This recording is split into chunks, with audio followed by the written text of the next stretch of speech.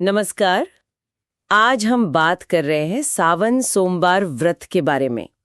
हमारे पास जो जानकारी है उसमें इसके महत्व, विधि और एक कहानी भी है, तो हम कोशिश करेंगे इसके जरूरी पहलुओं को समझने की। चलिए शुरू करते हैं। ये जो सावन का महीना है और खासकर सोमवार का दिन, ये भगवान शिव के लिए इतना खास क्यों माना जाता है? क्या वजह है इसकी?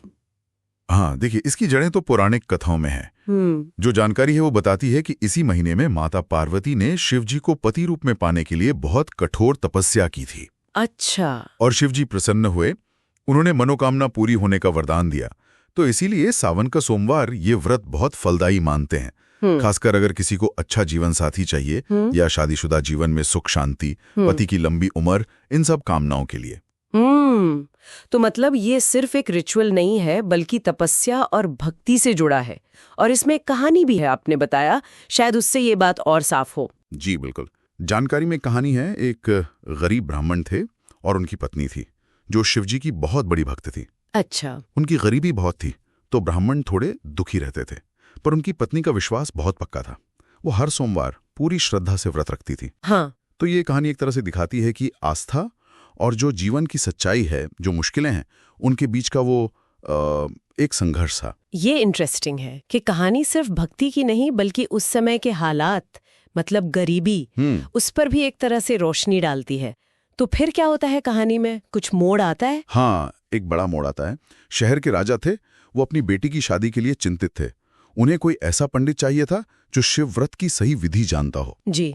और ढूंढते ढूंढते वो इसी गरीब ब्राह्मण तक पहुंच गए। यहाँ ये बात ध्यान देने वाली है कि वो गरीब थे, पर शायद उनके ज्ञान या कह लें उनकी पत्नी की भक्ति के पुण्य से उन्हें ये मौका मिला। तो ये सिर्फ किस्मत नहीं थी, कहीं ना कहीं वो आस्था का असर था। बिल्कुल। तो राजकुमारी ने ब्राह्मण के बताने के अनुसार पूरी विधि से व्रत रखा। उन्हें बहुत अच्छा वर मिला। राजा बहुत खुश हुए। अच्छा। और उन्होंने ब्राह्मण को खूब सारा धन धान्य दिया और सम्मान से विदा किया।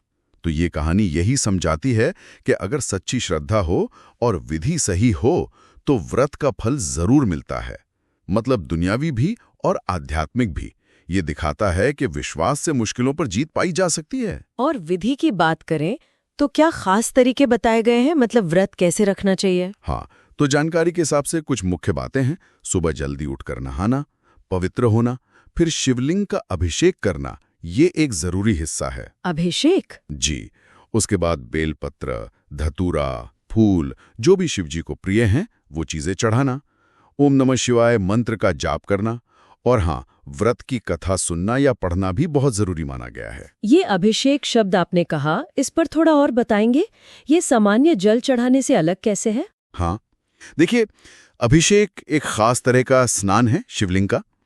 इसमें सिर्फ पानी नहीं होता, इसमें पंचामृत यानी दूध, दही, घी, शहद, शक्कर, इनका मिश्रण हो सकता है, या फिर गंगाजल, गन्ने का रस, ऐसी पवित्र चीजों से स्नान कराया जाता है।